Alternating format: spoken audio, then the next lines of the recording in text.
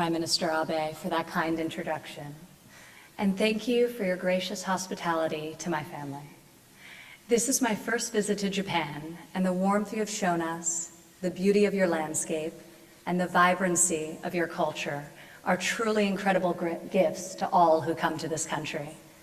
Yesterday evening, as I arrived in Tokyo, I was struck by the magnificence of the skyline, and this morning I was awed by the ancient beauty of the Imperial Palace. The wonders of this land are a testament to the creativity and the resilience of the Japanese people.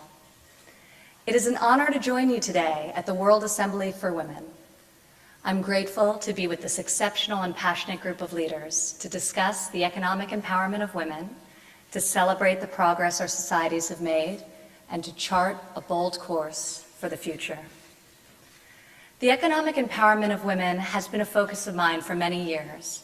Ensuring that 50% of our population can fully participate in the workforce is critical to strengthening our communities and growing our prosperity.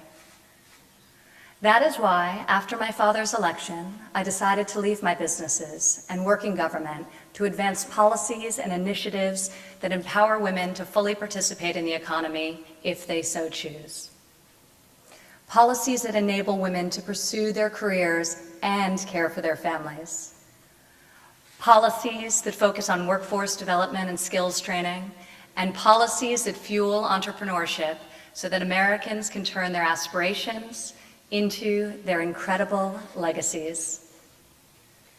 Our societies are at a critical juncture, a moment of great challenge and opportunity. Over the last half-century, women have entered every imaginable field, reached the highest levels of management, and are now leading some of the largest companies in the world.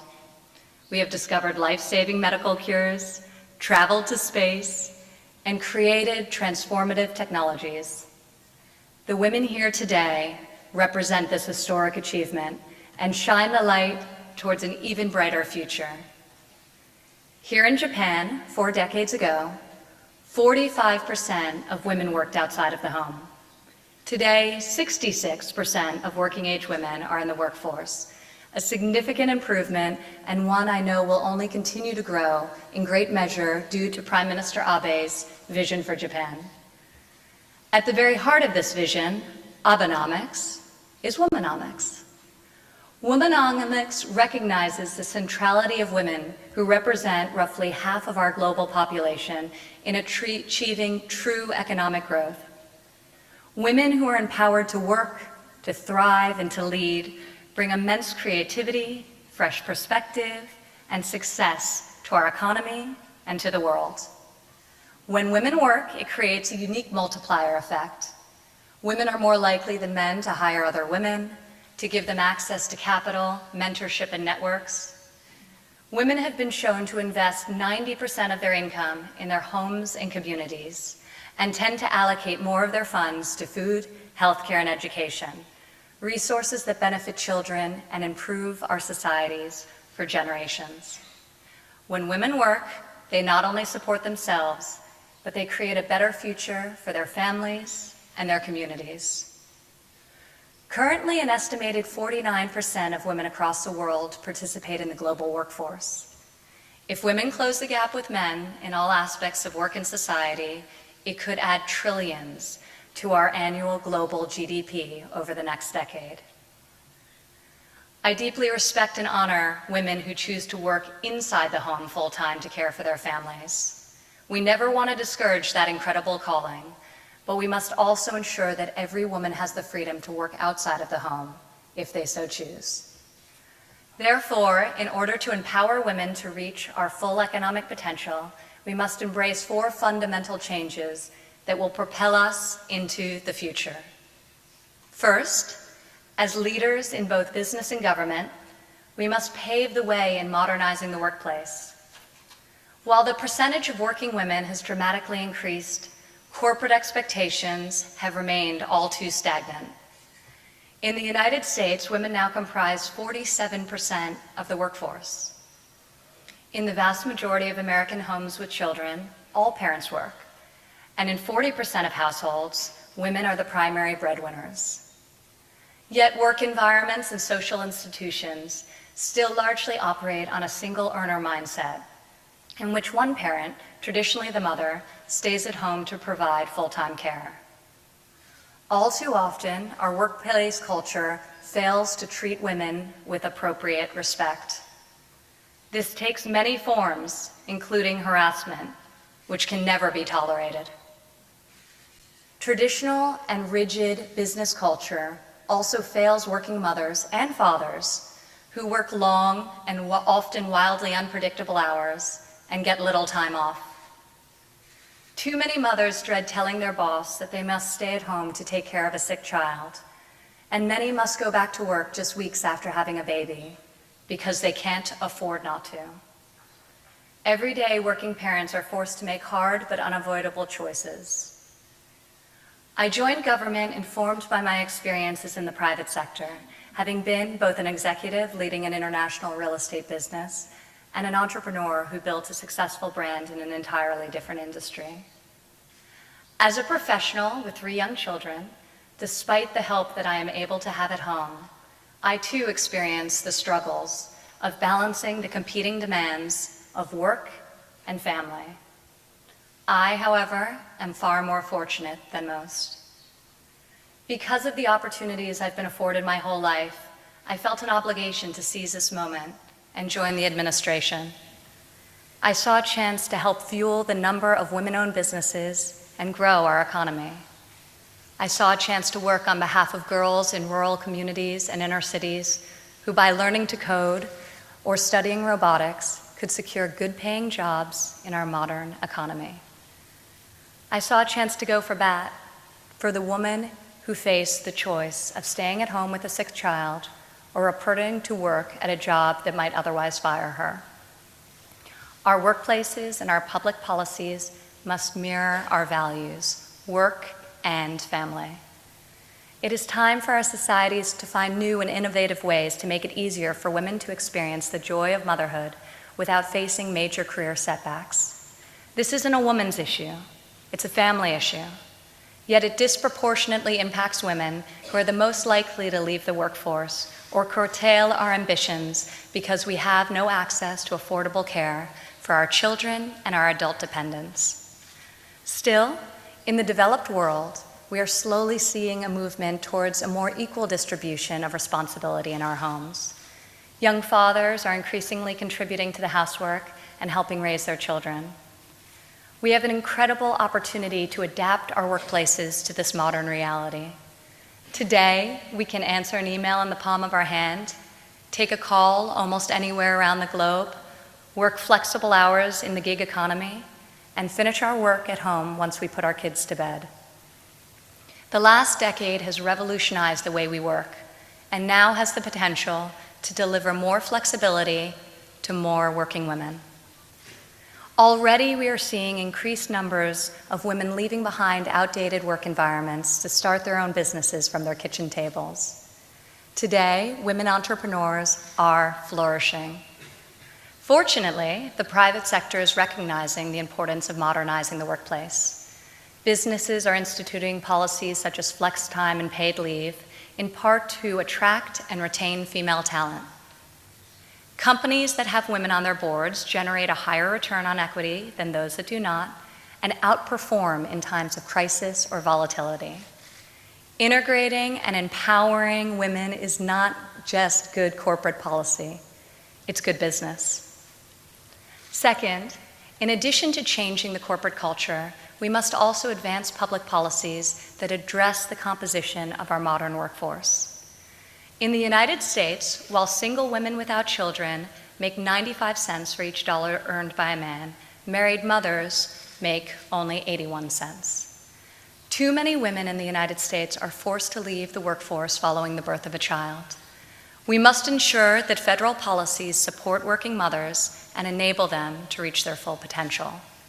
This is how we can create an environment where closely bonded families can flourish and our economy can grow at unprecedented levels. This is why in the United States, we are working to pass sweeping and long overdue tax reform that will afford families much needed relief.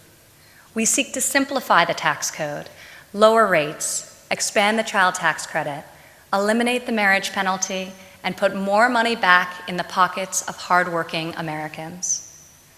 Our administration is working to address the high cost of childcare in the United States, which currently outstrips housing expenses and state college tuition in much of the country. It simply cannot be too expensive for the modern working family to have children.